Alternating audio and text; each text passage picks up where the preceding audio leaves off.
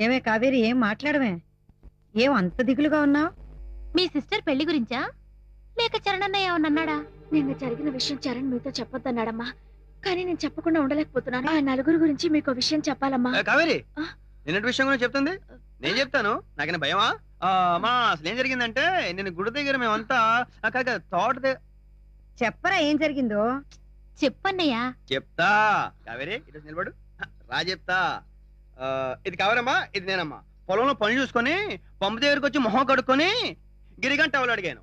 అప్పుడే అక్కడికి వచ్చిన కావేరి చీర కొంగుని టవల్ అనుకొని ఇదిగో ఇలా చూసుకున్నానమ్మా. సరే టవలే కాదని సంకలో పెట్టుకుని లాగుతుంటే వస్తా ఉంది. అది టవల్ కాదు, చీర చెప్పొచ్చానమ్మా. చెప్పలేదు చెప్పలేదు చెప్పలేదు ఎందుకు చెప్తుంది? ఒరే చంటిగా, కావేరి నన్ను ప్రేమిస్తుంది సరే, కానీ చెల్లి పెళ్లి తర్వాత చేసుకుంటే బెటరా ముందు చేసుకుంటే బెటరా అనగా నవ్వులేని పిచ్చిని వెనక తిరిగేసరికి ఇదిగో ఇలాగే నవ్వుతున్నారు. ఇలా చీర ఉడిపోయింది, ఇలా చీరలోకి వచ్చింది. అది చెప్పడానికి తగ్గ సిగ్గుపడిపోతున్నామా?